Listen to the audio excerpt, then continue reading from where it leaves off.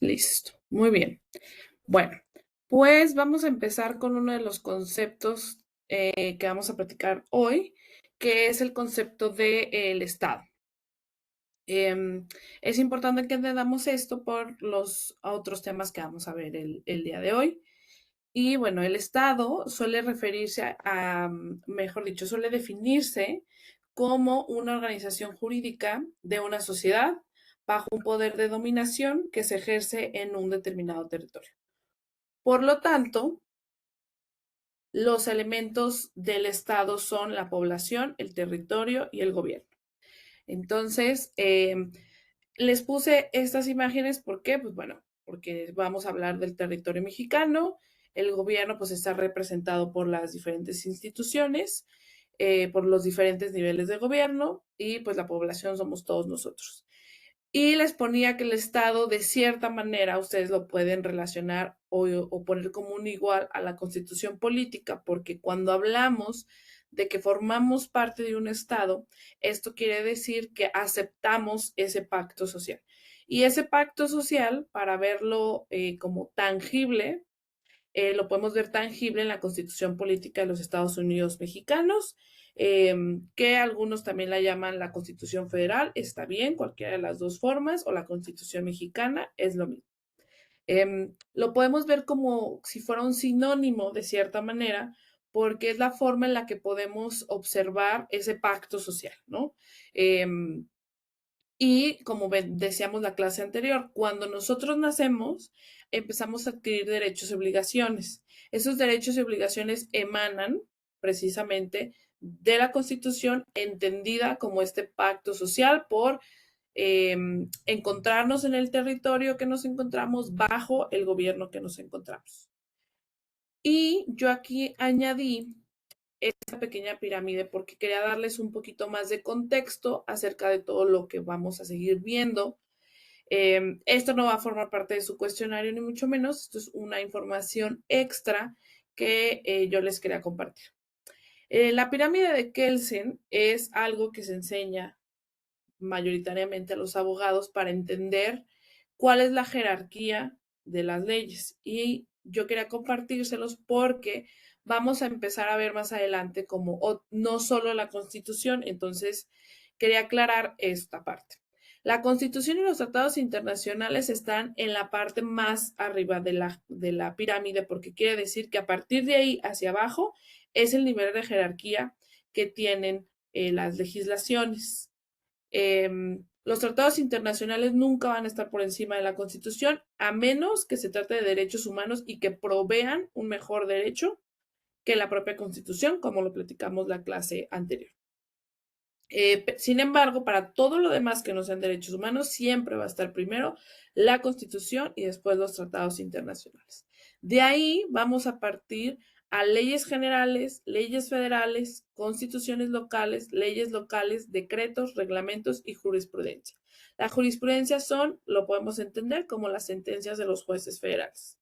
Entonces, es importante que entendamos que esta jerarquía inicia en la Constitución porque a partir de la Constitución, que entendamos es el pacto social, es donde de ahí nacen todas las demás leyes.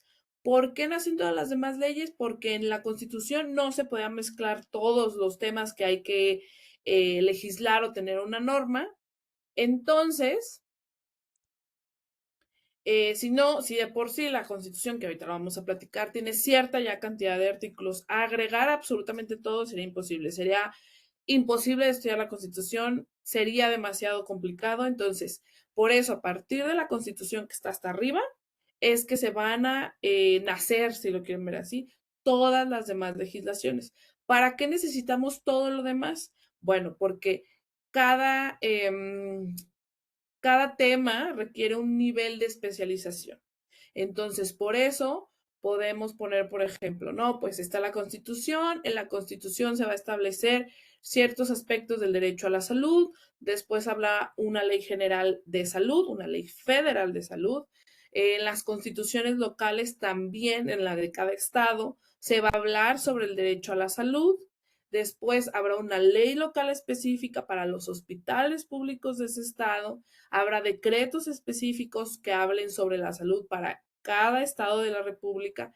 Habrá reglamentos de operación para cada hospital. Por ejemplo, los más comunes se llaman hospitales civiles, hospitales regionales, que son manejados directamente por cada estado en particular. Y después habrá sentencias en particular. A ver, denme un segundo para ver si alguien, creo que estaba queriendo entrar. Si alguien tiene problemas para entrar, me lo hacen saber, pero creo que todos ya están conectados. Ok. Ok, perdón. Nada más quería ver si alguien estaba intentando entrar a la reunión. Entonces les decía, por eso existe tantas legislaciones y por eso no todo está en la Constitución, porque sería demasiado complejo. Sin embargo, también es importante entender que esta jerarquía tiene que entenderse de la siguiente forma. Si hay una ley local que explique mejor o que señale mejor los requisitos, la forma en que se tiene que llevar, por ejemplo, cierto trámite para ingresar a tal hospital, a recibir mi atención médica para ejercer mi derecho a la salud, yo tengo que acotarme a esa ley más especializada. ¿Por qué? Porque precisamente fue creada de una manera específica para ese hospital, para ese estado. Entonces, ¿por qué? Porque si yo digo, no, pero es que en la Constitución política dice, bueno, pues probablemente yo voy a ir a la Constitución política de los Estados Unidos mexicanos y voy a encontrar que tengo mi derecho a la salud, pero ahí no voy a encontrar cuáles son las reglas de operación de ese hospital en particular en el estado de Jalisco. Entonces, por eso, sí, evidentemente de la Constitución Federal nacen todos los derechos, nacen todas las obligaciones, pero habrá leyes específicas que me digan cómo se debe hacer cada cosa o cómo debo acceder a cada instancia de gobierno, cómo reclamar mis derechos, etcétera. Entonces, esta imagen era la que les quería comentar. ¿Por qué? Porque a partir de ahora, en las siguientes clases, ya no solo hablaremos tanto de la Constitución, sino nos vamos a meter más en específico a las legislaciones especializadas para cada tema en particular.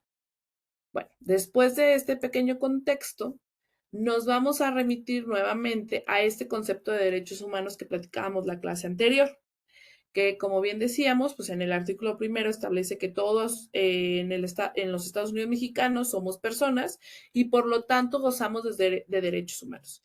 Pero aquí puse en rojo que derechos humanos reconocidos en esta Constitución y los tratados internacionales de los que el Estado mexicano se parte, así como las garantías para su protección. ¿Esto qué quiere decir? Que en la Constitución no solamente están qué derechos tenemos, sino también nos va a decir eh, cuáles son esas garantías, cuáles son esas instancias o procesos ante las agencias de gobierno ante las cuales vamos a poder acudir a hacer valer nuestros derechos. Y al mismo tiempo, cómo se tienen que crear esas instancias para que nosotros podamos, en caso de que alguien nos violente un derecho, nosotros poder acceder a que sea cumplido, solventado, etcétera. Entonces, por eso hago este recordatorio de dónde nace todo este tema, todo lo que vamos a ver el día de hoy. Entonces, bueno, les decía, los derechos humanos están establecidos en la Constitución y los tratados y en la Constitución habla de y sus garantías para su protección.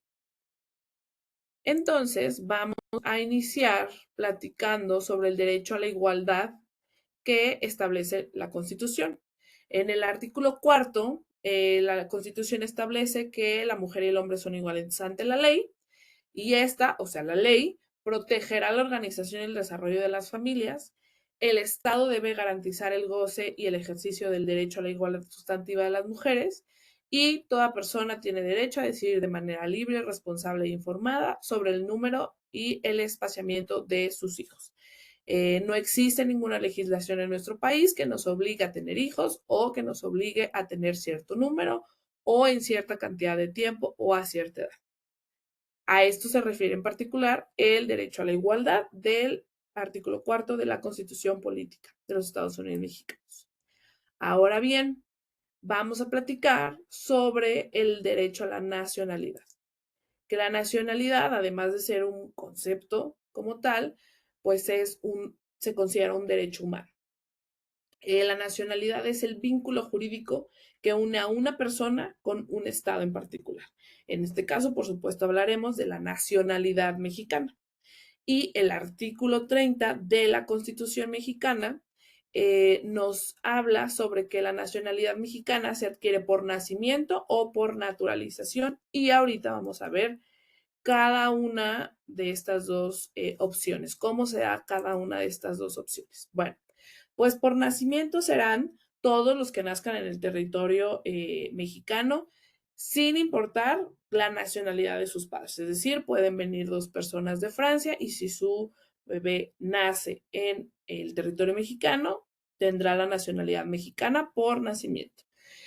Los que nazcan en el extranjero, pero que tienen padres mexicanos, sin importar que sean los dos. Es decir, puede ser solo el papá o puede ser solo la mamá. Y los que nazcan en el extranjero, pero sean hijos de padres mexicanos por naturalización, es de cierta manera cuenta de la misma forma. Entonces, igual, no importa si solo es el papá o solo es la mamá, tendrán el derecho a la nacionalidad por nacimiento. Y también la última es la que me parece más curiosa o interesante, es si nacen en embarcaciones o aeronaves mexicanas, también, es decir, ese barco, por alguna razón, la persona está ahí, da a luz en un barco que está en el extranjero, pero ese barco está registrado como una embarcación mexicana, ese bebé tiene derecho a la nacionalidad mexicana por haber nacido en ese barco o también se puede tratar de un avión. Esos son los que pues más conocemos probablemente que son mexicanos por nacimiento. Pero este mismo artículo nos establece quiénes son los mexicanos por naturalización. Bueno, primero serán los extranjeros que obtengan por parte de la Secretaría de Relaciones Exteriores la carta de naturalización. La Secretaría de Relaciones Exteriores establece precisamente sus reglas, sus decretos, a partir de los cuales, con ciertos requisitos, otorga esta carta de naturalización. Hay diferentes casos de cómo se ha obtenido la carta de naturalización y, como les decía, dependerá mucho de qué criterios va a establecer la Secretaría de Relaciones Exteriores y esta pues va cambiando también dependiendo de, pues no solo del paso del tiempo, sino también de las personas que están a cargo de la Secretaría. Normalmente los casos que podemos ver más comunes son, por ejemplo, personas que ya tienen ciertos años viviendo en México, pasan ciertos procesos como entrevistas, como demostrar que han pagado impuestos, qué tipo de trabajo tienen, que sea un trabajo que por supuesto esté formalizado, etcétera, ¿no? Entonces, como les digo, no vamos a entrar en detalle porque la Secretaría de Relaciones Exteriores, pues bueno, establece cada vez si hay algunos requisitos que cambian y no son siempre los mismos.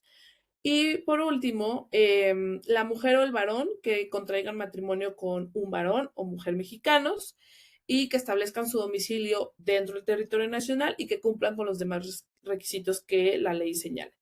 Es lo mismo, también es la Secretaría de Relaciones Exteriores la que establece qué requisitos tendrá que cumplir esta pareja para poder acceder a la carta de naturalización. Claramente hay todo un proceso donde primero son residentes permanentes, etcétera. O sea, pasan de residente temporal, residente permanente y después pasan a hacer el trámite de la naturalización. Entonces, bueno, esta es la manera de obtener la nacionalidad mexicana. Pero ahora es interesante platicar sobre que no es lo mismo ser mexicano, tener la nacionalidad mexicana, que tener la ciudadanía mexicana.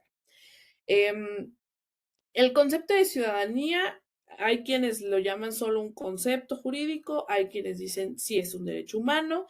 A mí me parece que es ambas, podríamos pasar aquí toda la noche debatiendo si es uno o el otro. Me parece que al final del día son ambas, porque tendríamos que tener este derecho a poder acceder a la ciudadanía si somos mexicanos. Entonces, bueno, la ciudadanía hace referencia a un sentido de pertenencia con con una determinada comunidad política y tiene un componente jurídico y está sobre todo relacionada con la participación de las personas en los asuntos públicos del país.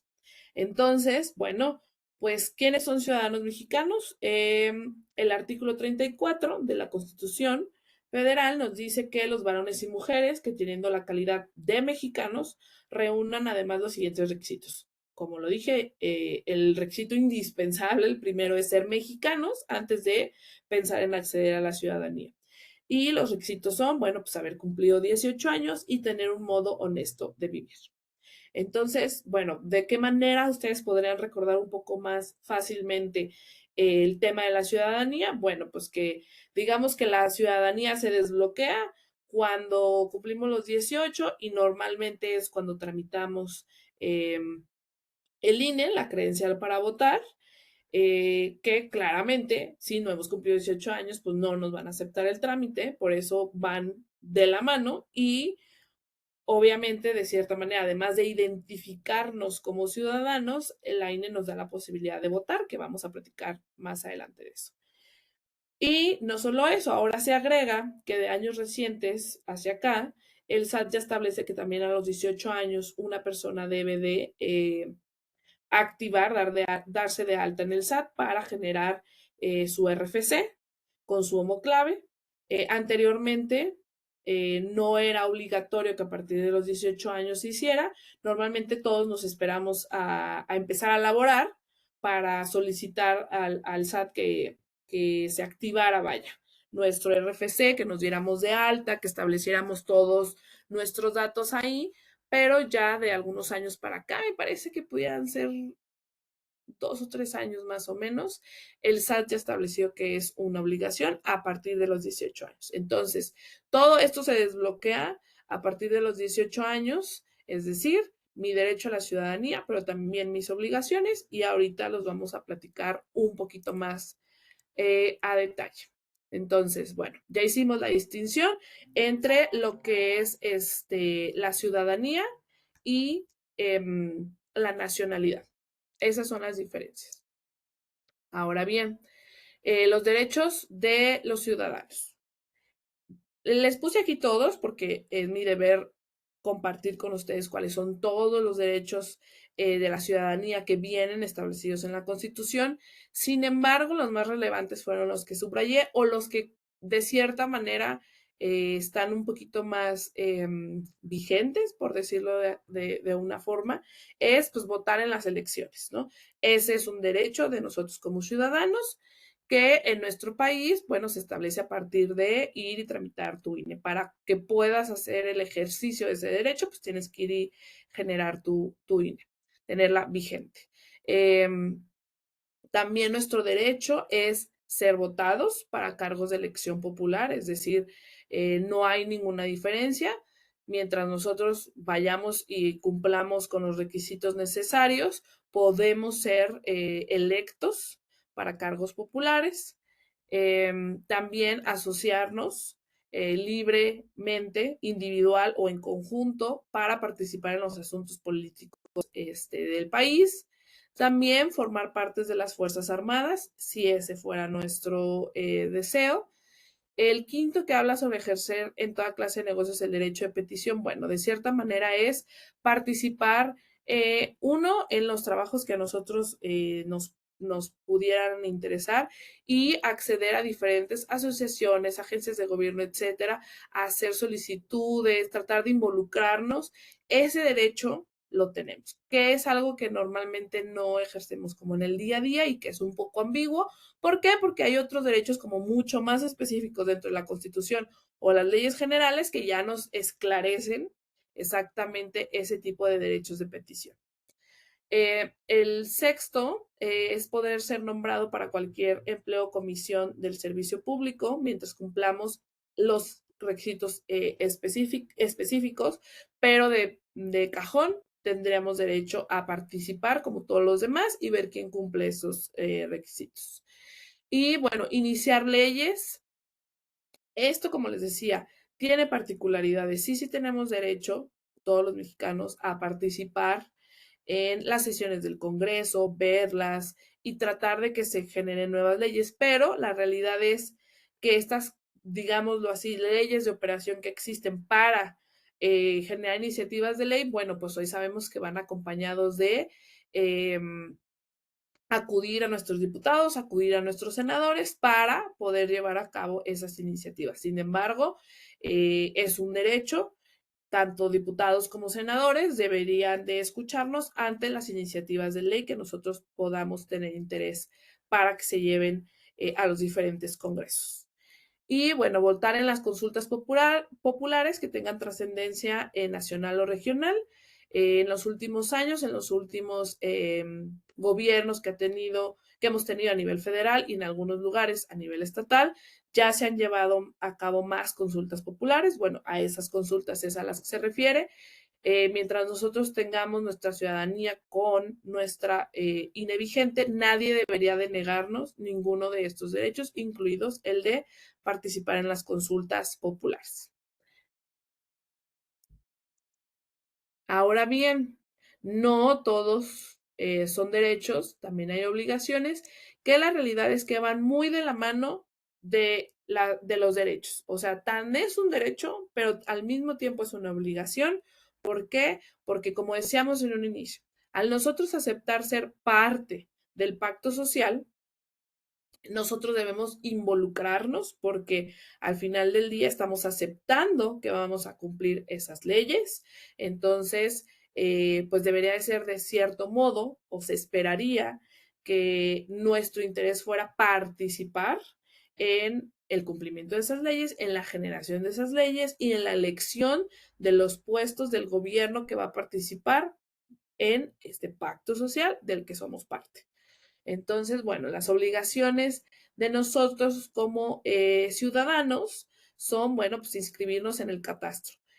Toda esta redacción de la fracción primera del artículo 36 es muy viejita. Por eso hace como mención a probablemente agencias de gobierno que nosotros en este momento ya no conocemos con esos nombres, ¿no?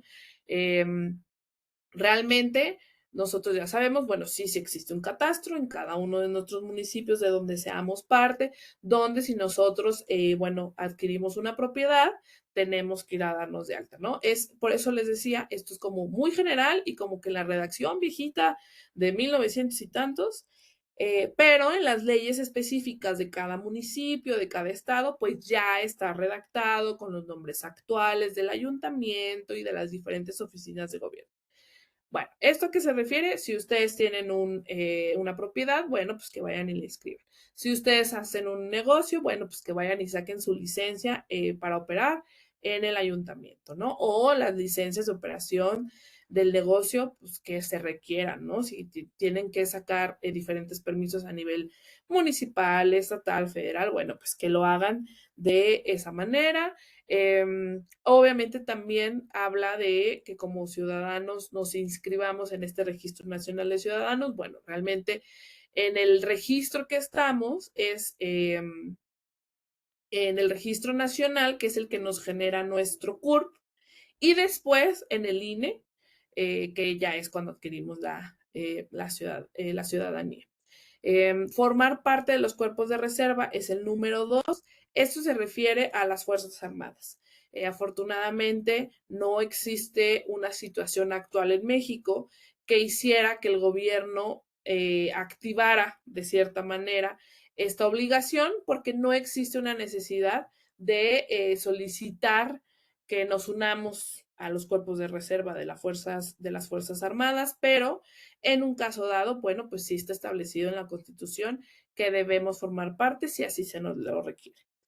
El número 3, votar en las elecciones. Bueno, como les decía, no solo se trata de un derecho, también se le da esta connotación de obligación, intentando pues que las personas acudan, participen, pero bueno, al final el Estado no ha establecido ninguna multa o sanción por no cumplir con la obligación como tal.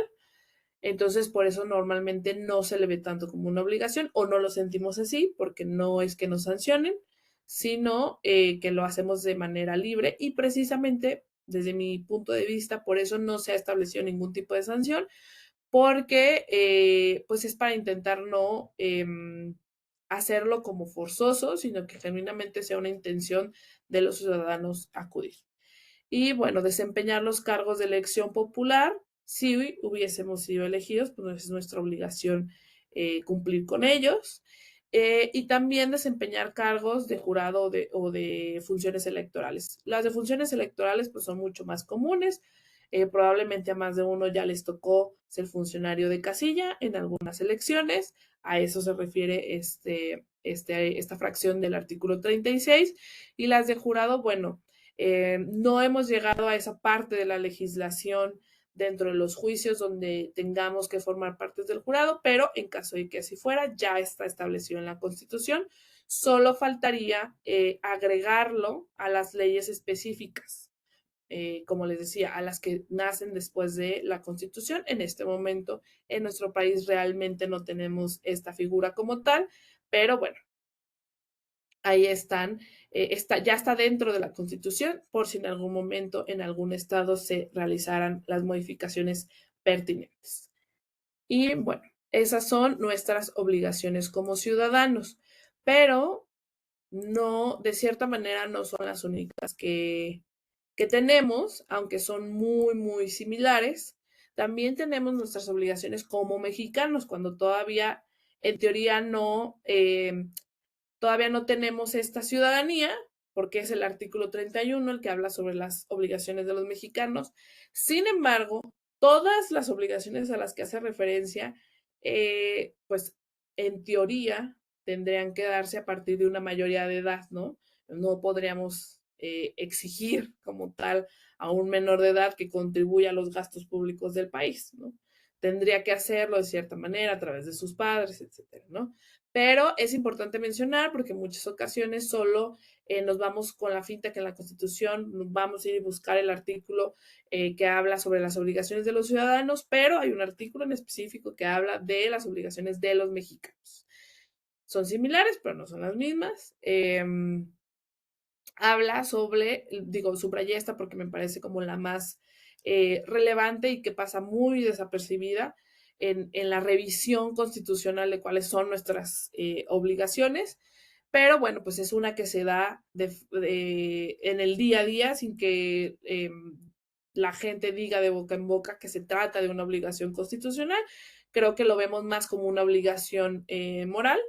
Es, bueno, ser responsables de hijos, hijas o pupilos menores de 18 años para que asistan a la escuela, que reciban la educación obligatoria y en caso militar, como les decía, realmente no es el caso en nuestro país, pero sí la educación pública y laica, si es que así lo desean, en los términos que establezca la ley, así como participar en su proceso educativo, revisar su progreso, es decir, bueno, pues estar al pendiente del desarrollo educativo y su desempeño y su desarrollo. El segundo es asistir en los días y horas designados por el ayuntamiento a la educación cívica y militar. Igualmente, realmente no existe como tal. Lo que sí existe el requisito de tramitar la cartilla militar para los varones. Eso sí es algo que se tiene que hacer. Y normalmente es cuando los varones reciben esta instrucción cívica y militar, pero realmente no la imparte el ayuntamiento, lo hace algún recinto de las Fuerzas Armadas. Eso es de cierta manera lo más cercano que estamos porque realmente en ese momento no hay programas del ayuntamiento que sean obligatorios para nosotros. Más que el trámite de la cartilla militar, como les decía, pero ese se lleva a cabo por parte de las Fuerzas Armadas. La fracción tercera, alistar y servir en los cuerpos de reserva conforme a la ley para asegurar y defender la independencia y la patria. Como les decía, bueno, afortunadamente no nos encontramos en esta situación donde el Estado mexicano activara esta necesidad de reclutar reservas para las Fuerzas Armadas. En este momento es algo que es libre. Si alguien quiere ir y enlistarse y cumplir los requisitos, bueno, pues podrá ser admitido, pero no existe en este momento una situación que mantenga activa esta obligación hasta que se decretara la necesidad de. El cuarto, pues es contribuir a los gastos públicos de la federación, de los estados, de la Ciudad de México y de los municipios de manera proporcional y equitativa como se dispongan en las leyes.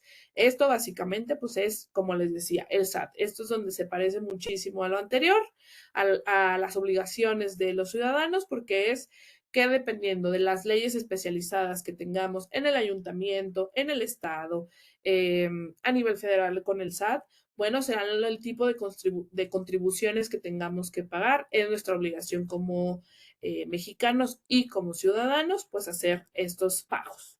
No nos gusta, a nadie nos gusta, esa es la verdad, pero bueno, es parte de nuestras obligaciones. Y por último, aquí les dejo de cierta manera el escaneo general de la Constitución. Eh, Se los voy a comentar rápidamente porque, como les decía al inicio de la clase, porque de aquí va a emanar todo lo demás que vamos a ver, o si tienen ustedes la duda de dónde vamos a ver las siguientes clases esta información, bueno, pues todo nace de la Constitución, de estos títulos y capítulos, y ya cada estado retoma y hace sus leyes especializadas. En el título primero de la Constitución, bueno, pues hablamos de derechos humanos y sus garantías, como les decía, y habla específicamente de lo que ya hemos visto, quiénes son mexicanos, cuáles son los derechos y las obligaciones, la ciudadanía, y ya en el título segundo habla más sobre la soberanía nacional y la forma del gobierno y quiénes serán los integrantes de la federación y del territorio nacional. Después, en el título tercero, ya habla más sobre todo la división de poderes, el poder legislativo, el poder ejecutivo y el poder judicial, cómo se tienen que formar todos esos poderes, todas esas instituciones de gobierno que conocemos y que hacen que el país funcione. El título cuarto ya habla sobre las responsabilidades de esos servidores públicos que trabajarán en todas esas oficinas de gobierno que necesitamos para que el país opere. Y bueno, finalmente vamos a hablar de los estados, cada estado de la República, la Ciudad de México. Y luego, en el título sexto, habla del trabajo y de la previsión social, que es algo muy importante y que caracteriza a la Constitución mexicana. Se habla desde la Constitución de los derechos de los trabajadores. Esto como una respuesta a la abolición de la esclavitud y establecerlo como derechos humanos fundamentales constitucionales. Eh, Después, el título séptimo habla como de situaciones más generales. El título octavo habla sobre las reformas a la Constitución y el título noveno habla sobre la inviolabilidad de la Constitución, ¿no? Es donde se le da toda la fuerza eh, jurídica, todo el peso a la Constitución para que de ahí nazcan y acorde a la Constitución nazcan todas las demás leyes, ninguna en contra, ninguna debería de ser en contra o contradictoria, vaya, con lo que se establezca en la Constitución. Y la Constitución consta, pues como ustedes están viendo, de 9 títulos y 136 artículos en total. Entonces, este es un breve esquema, radiografía de lo que hay en la Constitución. Esto les puede dar una mayor facilidad si en algún momento la quieren consultar. Yo creo que se las voy a mandar en PDF para que se las manden al chat por si en algún momento ustedes quisieran checarla. Les voy a mandar la que tiene las últimas reformas de el mes de enero. Porque es importante consultar el documento más vigente que contenga las reformas más vigentes. Y bueno, pues por el día de hoy sería lo último. Si tienen cualquier duda, por favor háganmela saber. Si quieren ahorita, puede ser también en la siguiente clase o en el chat, me hacen llegar sus dudas. Y por el día de hoy sería todo. Ya para la próxima clase, ahora sí ya vamos a entrar un poquito más al tema de familia y matrimonio, pero era importante que primero platicáramos toda esta parte general de derecho constitucional o derecho en general para ahora sí poder entrar un poquito más de lleno en lo que es el derecho familiar. No sé si tengan alguna duda o si quieran que ya continuemos para la siguiente sesión.